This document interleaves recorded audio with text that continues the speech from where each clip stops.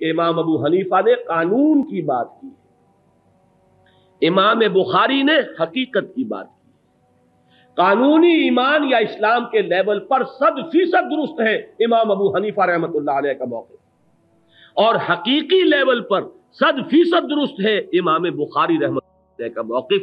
دونوں صحیح کہہ رہے ہیں۔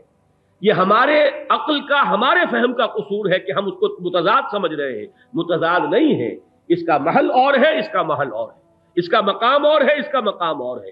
ان مقاموں کے درمیان اگر کنفیوژن نہ ہو تو دونوں کی بات صحیح ہے اور 100% درست۔ اب اگلی بات پر آئیے۔ امام ابو حنیفہ کہتے ہیں کہ یہ جو قانونی ایمان ہے یا جو بھی اسلام ہے، جو بھی آپ اسے کہیں، الایمان لا یزید ولا ینقص، یہ نہ گھٹتا ہے نہ بڑھتا ہے۔ امام بخاری فرماتے ہیں یزید و ینقص، گھٹتا بھی ہے بڑھتا بھی ہے۔ پھر ایک تضاد آ گیا کہ نہیں آ گیا؟ لیکن اس تضاد کو بھی ریزالو کر لیجئے۔ قانونی ایمان یا اسلام، اس سے دنیا میں ایک لیگل سٹیٹس آپ کو حاصل ہوتا ہے، دنیا میں مسلمان کے حقوق آپ کو ملتے ہیں۔ یہ لیگل سٹیٹس جامد ہے، یہ نہ بڑھے گا نہ گھٹے گا۔ جبکہ ایمان حقیقی وہ عبارت ہے یقین سے۔ یقین کبھی نہیں رہ سکتا، یقین یا بڑھے گا یا گھٹے گا، ہو ہی نہیں سکتا کہ یقین کھڑا رہ جائے ایک جگہ، اس لیے کہ اس کا تعلق دل سے ہے۔ دل کو قلب کہتے اس لیے، قلب کے معنی ہے بدلنا۔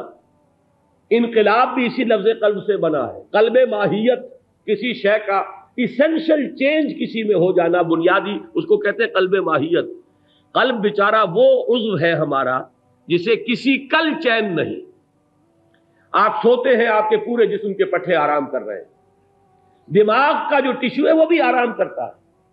3-4 گھنٹے جو گہری نیند ہوتی ہے دماغ بھی کام نہیں کرتا، بالکل سکون۔ ہاں، اس کے بعد وہ اپنی چکی پیسنا شروع کر دیتا، آپ خواب دیکھنے شروع کرتے ہیں، وہ دماغ کا عمل شروع ہو گیا۔ لیکن 3-4 گھنٹے اسے بھی ریسٹ چاہیے۔ دل وہ ہے جس کے لیے کوئی آرام نہیں۔ دل کے آرام کا مطلب موت، یہ بند ہوا تو آپ ختم۔ اور ہر وقت یا یہ سکڑ رہا ہے یا پھیل رہا ہے، یا کانٹریکٹ کر رہا ہے یا ایکسپینڈ کر رہا ہے۔ لہذا اسے کسی ایک حیثیت پر، کسی ایک کیفیت پر قرار نہیں۔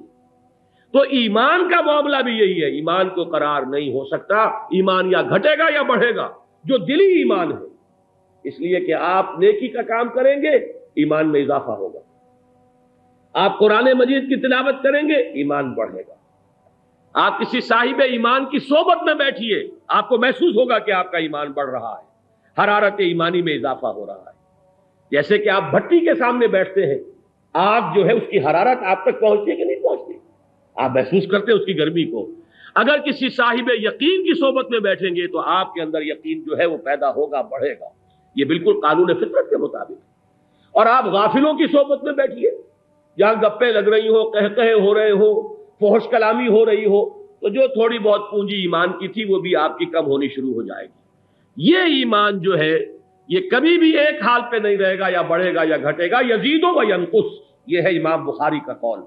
لیکن اس کی بنیاد پر انسان کے حقوق گھٹتے بڑھتے نہیں۔ مسلمان کی حیثیت سے جو لیگل اینڈ کانسٹیٹیوشنل سٹیٹس حاصل ہوتا ہے کسی شخص کو، وہ جامد ہے۔ اس کو یوں سمجھیے سادہ سی مثال سے کہ اگر حضرت ابوبکر صدیق رضی اللہ عنہ کون ہے؟ رئیس المومنین ہے نا، سید المومنین۔ دوسری طرف عبداللہ ابن ابی رئیس المومنین۔ اگر یہ دونوں ایک باپ کے بیٹے ہوتے تو وراثت میں برابر حصہ ملتا یا ابوبکر کو زیادہ ملتا اور عبداللہ ابن ابی کو کم ملتا؟ بتائیے۔ قانون میں تو اونچ نیچ نہیں ہو سکتی۔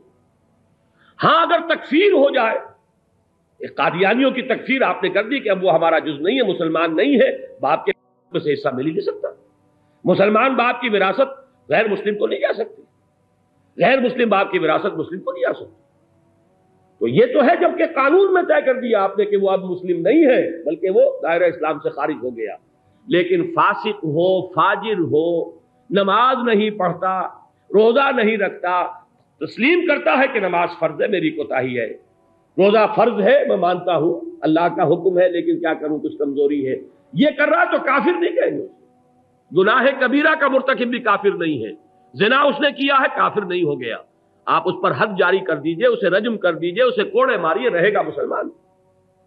So long as you accept him as a Muslim, he enjoys all the rights of a Muslim in a Muslim society and all the rights of citizenship in an Islamic state.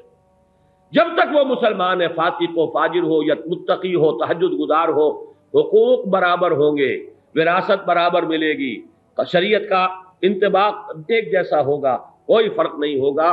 یہ ہے بات جو سمجھانا چاہتے ہیں امام ابو حنیفہ رحمۃ اللہ علیہ کہ الایمان قول لا یزید ولا ینقص. اس لیے کہ جو دنیا میں معاملہ ہے اس ایمان کی بنیاد پر جس پر ہم کسی کو مسلمان مانتے ہیں، اس کا دار و مدار صرف قول پر ہے، اور وہ نہ گھٹے گا نہ بڑھے گا.